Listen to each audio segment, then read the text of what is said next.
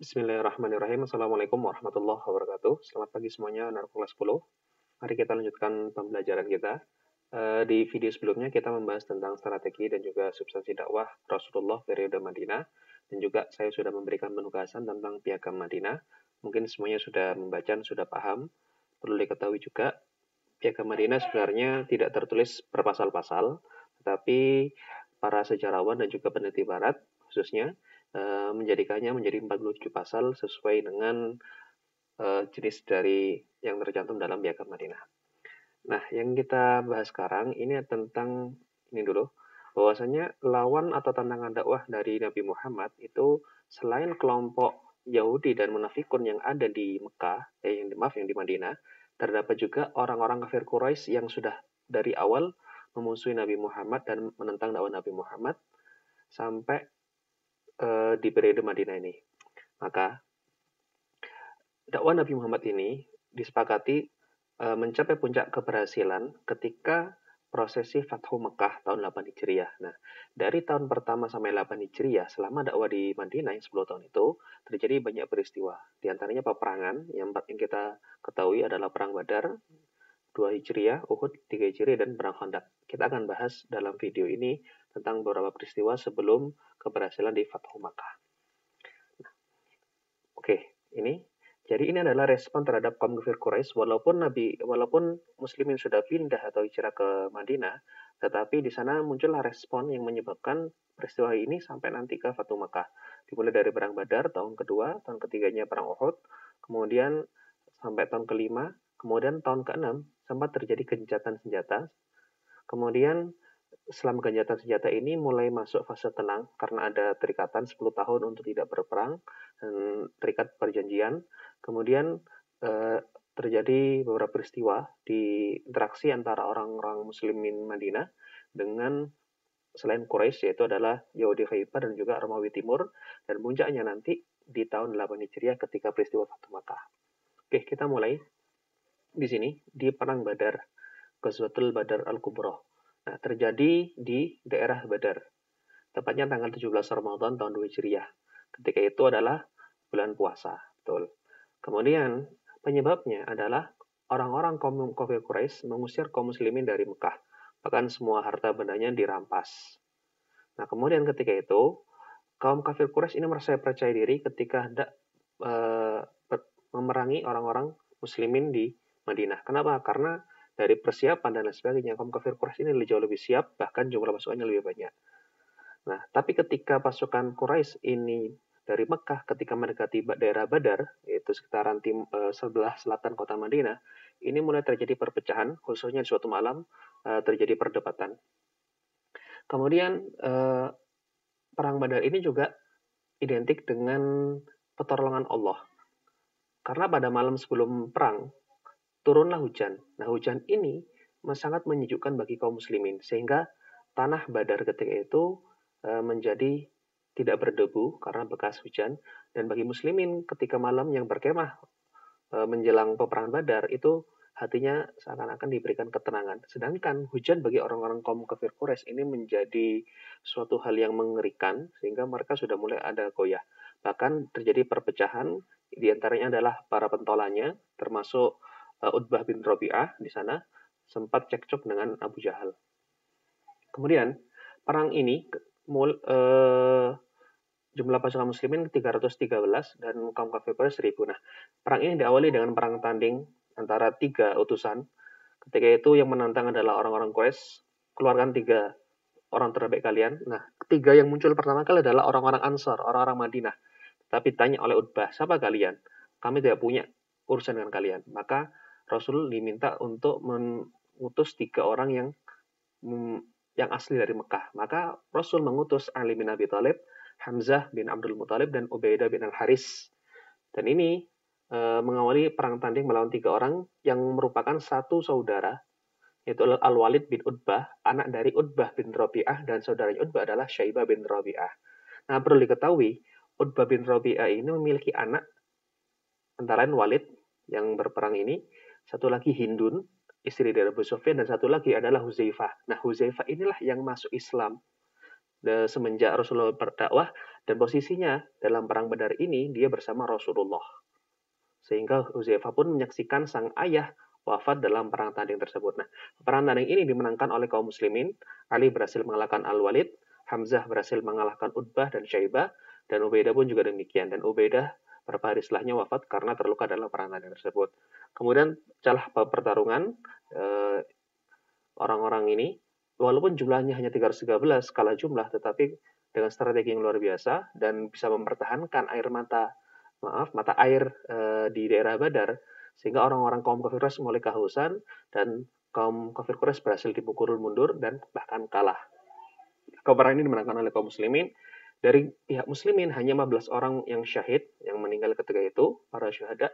Sedangkan orang-orang kafir Quraisy dari 1000 ini 70 yang meninggal dan 70 yang ditawan. Nah, hebatnya lagi, orang-orang kaum kafir Quraisy ini berhasil banyak tokoh Quraisy yang meninggal atau yang mati dalam peperangan ini. Antara lain adalah Abu Jahal. Nah, Abu Jahal ini terbunuh di dalam perang Badar. Begitu juga dengan Umayyah bin Khalaf. Nah, Umayyah bin Khalaf ini adalah tuan atau majikan dari Bilal bin Rabah sebelum Bilal ini dibebaskan dan dibeli oleh Abu Bakar. Bahkan ada yang mengatakan bahwasanya Bilal lah yang membunuh Umayyah bin Khalaf.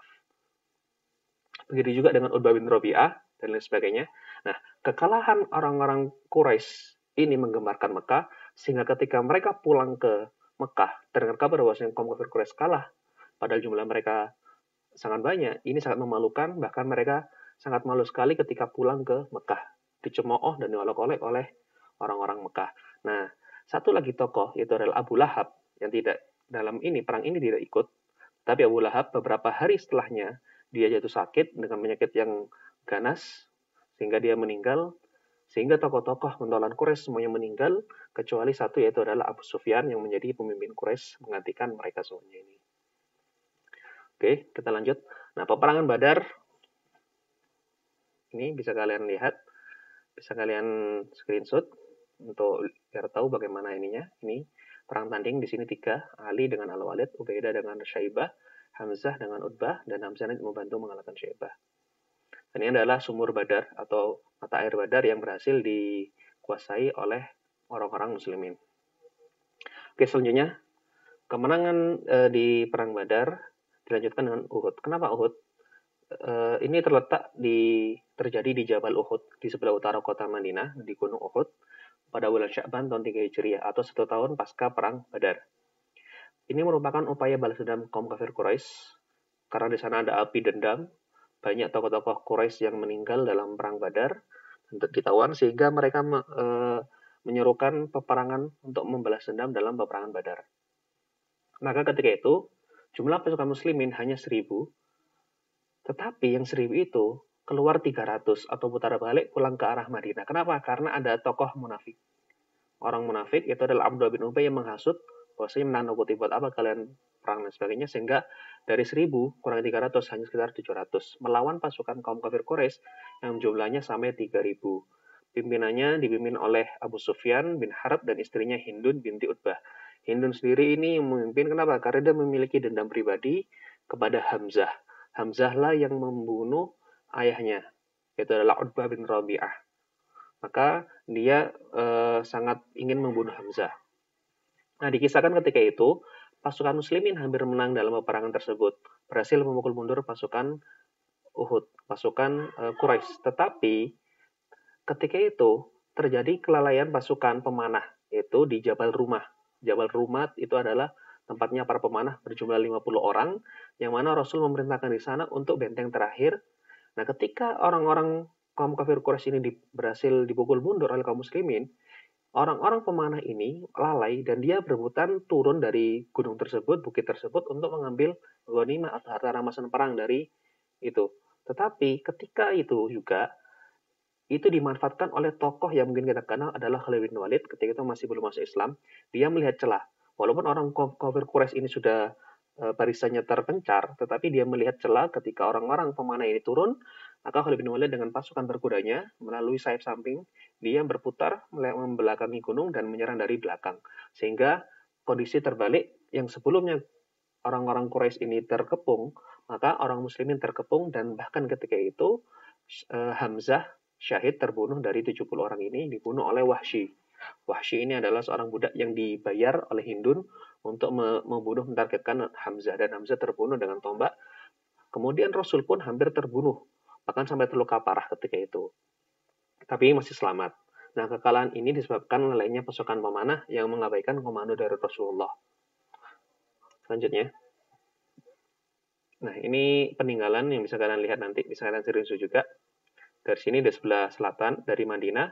Nah, yang hitam ini adalah orang-orang munafik yang 300 orang kembali, sedangkan ini pasukan yang hijau ini adalah pasukan muslimin datang dari arah barat sini, orang-orang musyrikin sampai ketemu di sini. Ini Jabal Uhud. Nah, di sini adalah Jabal Rumat atau tempatnya para pemanah yang meninggalkan barisan ketika itu. Lanjut. Itu kekalahan ini sangat menjadi pembelajaran yang luar biasa berharga, sehingga orang-orang Mekah menjadi sombong kembali, merasa lebih percaya diri lagi. Kemudian selama dari tahun 2 Hijriah sampai tahun 5 Hijriah ini sempat terjadi kecil sebenarnya gesekan, dan puncaknya ini terjadi pada tahun 5 Hijriah pada bulan Syawal. Terjadi yang namanya perang Khandaq atau perang Ahzab. Ahzab itu bukan azab, tapi Ahzab itu dari kata jamak, bentuk jamak dari kata hizbun atau kelompok-kelompok. Kenapa? Karena dalam perang ini, perang Khandaq atau perang Ahzab, yang mengepung kota Madinah terdiri dari berbagai macam kelompok Ahzab. Dan disebut juga dengan Khandaq. Khandaq adalah parit. Parit tanpa air ya, tanpa adanya air di sana itu. Nah, ini disebut Khandaq karena ketika itu orang-orang Muslim Madinah membuat parit dengan panjang sekitar 5,5 km. 5,5 km sangat panjang sekali, dengan ketinggian 3,2 meter dan lebarnya sekitar 4,6 meter. Dan ini mengelilingi utara kota Madinah. Nah, strategi ini merupakan strategi yang belum pernah ada di bangsa Arab, sehingga orang-orang Mekah kaget. Strategi ini tak lain datangnya dari Salman Al-Farisi, merupakan orang Persia. Jadi mengambil strategi dari Persia, sehingga orang-orang Mekah ini kaget dengan strategi tersebut. Nah, penyebab utama perang Khandaq adalah pengkhianatan Yahudi Madinah. Ketika itu Yahudi Madinah kan terikat dengan piagam Madinah, tapi karena dia berkhianat, akhirnya bersekutu dengan orang-orang Quraisy Mekah. Jumlah pasukan muslimin ketika itu 3.000, kemudian melawan 10.000 musuh gabungan dari Yahudi dan juga orang-orang Mekah.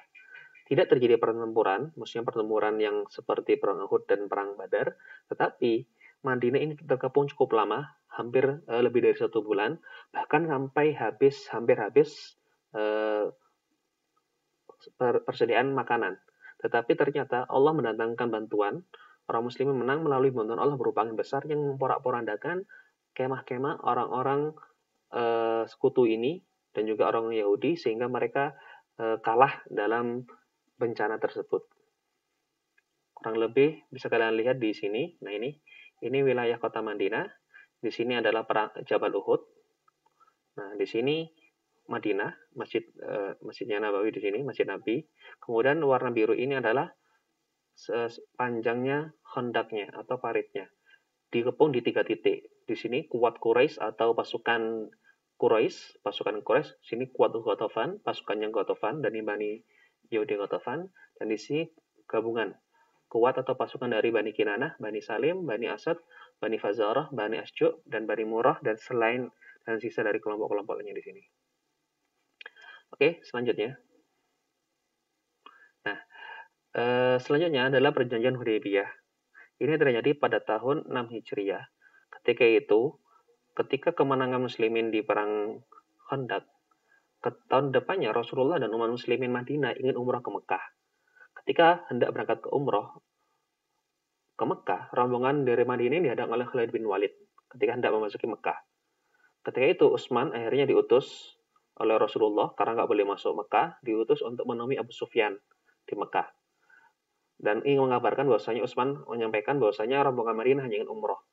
Tapi Utsman tidak segera kembali, lama sekali kabarnya, sampai tersebar kabar bahwasanya Utsman ini terbunuh karena belum segera kembali.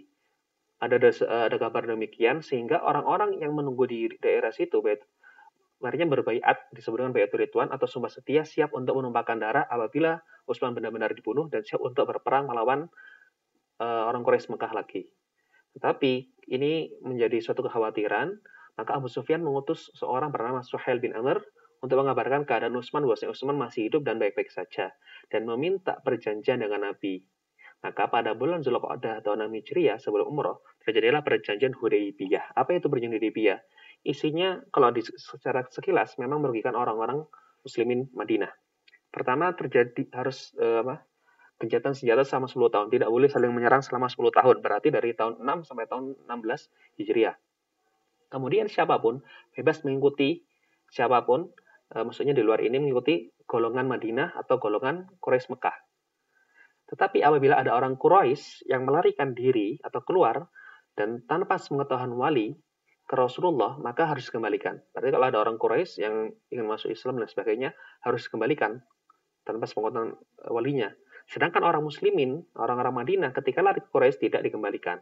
Maka ini kan sangat merugikan orang-orang Madinah. Kemudian Nabi Muhammad pada tahun itu kembali ke Madinah dan umrohnya diundur tahun ke depan, tahun ke-7.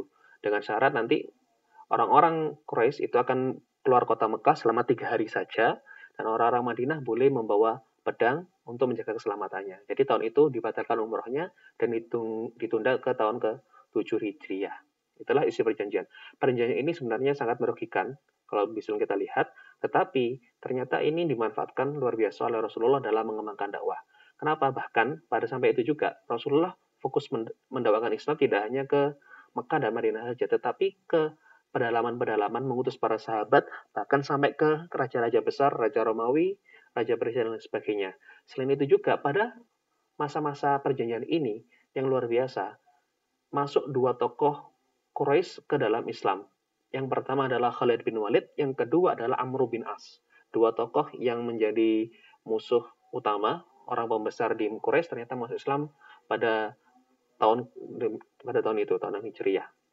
Ini jelas membuat orang-orang Mekah semakin marah, khususnya Abu Sufyan. Kenapa? Karena Khalid bin Walid dan juga Amr bin As masuk Islam. Selanjutnya, di masa-masa perjanjian itu, Rasulullah terjadi beberapa perangan lagi. Pertama adalah perundingan Khaybar, Sulhu Khaybar. Ini merupakan kampung Yahudi di utara Madinah, sekitar 150 km. Terjadi pada bulan Muharram tahun 7 Hijriah. Ketika itu yang berangkat 1.200 pasukan muslimin. Penyebabnya adalah salah satu Bani sana adalah Bani Nadir dari Yahudi. Ini memusuhi Islam, mengkhianati perjanjian. Maka dikepunglah orang-orang ini di daerah Khaybar, di benteng Khaybar. Sangat sengit sekali. Kenapa? Karena benteng-benteng ini sangat susah ditembus sampai suatu saat ada seorang Yahudi yang memberikan rahasia, yaitu salah satu pintu masuknya melalui sungai belakang benteng. Maka ketika itu juga setelah terjadi penguburan lumayan lama, pasukan muslimin berhasil menang dan menaklukkan Khaybar. Ketika takluk tidak terjadi peperangan, tapi terjadi perundingan atau perjanjian, pada akhirnya Rasulullah mempersilahkan tanah Khaybar dikelola mereka. Apa itu isi perundingannya? Ini, orang-orang Yahudi berada di benteng tidak dibunuh dan anak-anaknya tidak ditawan. Tetapi mereka harus siap meninggalkan Khaybar, benteng Khaybar, dan menyerahkan semua tanah dan harta kepada orang-orang muslimin. Rasulullah melepaskan perlindungan apabila mereka menyembunyikan sesuatu dari harta benda dan tidak diserahkan. Tapi Rasulullah akhirnya menyerahkan kepada mereka kembali untuk mengolah tanah. Dengan syarat nanti tanahnya dibagi menjadi 36 kelompok tanah. Setiap kelompok terdiri dari 100 orang. Maka terjadi menjadi 3.600 bagian dan setengahnya untuk muslimin dan setengahnya dikelola oleh mereka. Selanjutnya, tahun 8 Hijriah terjadi Perang Mu'tah. Ini merupakan pertempuran pertama, interaksi pertama antara muslimin melawan Romawi Timur atau Bizantium. Terjadi di desa Mu'tah, Palestina. Ini Madinah, ini Palestina atau Yerusalem. Penyebabnya adalah Raja Hirah bernama Haris al-Ghassani ini menolak ajaran Nabi, ajaran Islam, tapi bukan masalah penolakannya, tetapi dia membunuh utusan Nabi Muhammad yang ketika itu diutus untuk berdakwah sana. Selain menolak, dia membunuh. Maka ini membuat kemarahan. Maka Rasulullah mengutus pasukan yang dipimpin oleh 3 komandan, Zaid bin Haritsa, Ja'far bin Abi Talib, dan Abdullah bin Rawahah. Hanya membawa 3.000 muslimin melawan 100.000, ada yang mengatakan jumlahnya 200.000. Jadi jumlah yang sangat jauh, antara 3.000 melawan 100.000 ataupun 200.000. Nah, jumlah yang ini, maka satu persatu Zaid terbunuh, Ja'far terbunuh, dan Abdullah terbunuh. Jadi 3 pimpinan, 3 panglima ini terbunuh satu persatu. Kemudian ketika terdengar kabar bahwa 3 pemimpin ini terbunuh, maka Ketika itu ditunjuklah Khalid bin Walid yang merupakan ahli strategi. Khalid bin Walid sudah masuk Islam, baru masuk Islam berapa bulan dia diutus dan bahkan menjadi panglima perang ketika itu. Khalid bin Walid yang mengambil alih ini luar biasa sekali, berhasil membuat formasi yang mana membuat khawatir orang-orang Bizantium, yaitu dengan membalikkan sayap kanan di sayap kiri, yang kiri di kanan, yang depan di belakang, belakang ke depan. Jadi diubah formasinya sehingga orang-orang Romawi Timur ini kebingungan bahwasanya kok datang pasukan lagi. Dengan pasukan ini seakan-akan pasukan Muslim ini bertambah terus dan Bizantium ini merasa kesusahan dalam mengalahkan. Sehingga akhirnya pasukan Bizantium mundur dan pasukan Muslimin mundur, dan pasukan Muslimin yang hanya sedikit ini berhasil diselamatkan dengan strategi Khalid bin Walid. Pertempuran yang terjadi ini membuat nama Islam semakin besar, khususnya Madinah. Kenapa? Karena berhasil mengimbangi kekuatan dari Bizantium dengan pasukan jumlahnya 200.000. Itu saja yang bisa saya jelaskan. Kurang lebihnya nanti kita lanjutkan ke Fathu Makkah. Apabila ada pertanyaan, silakan kalian tulis. Kemudian insya Allah untuk minggu depan kita akan melaksanakan ulangan harian selanjutnya. Terima kasih. Sampai jumpa pada video selanjutnya. Kita akhiri. Wassalamualaikum warahmatullahi wabarakatuh.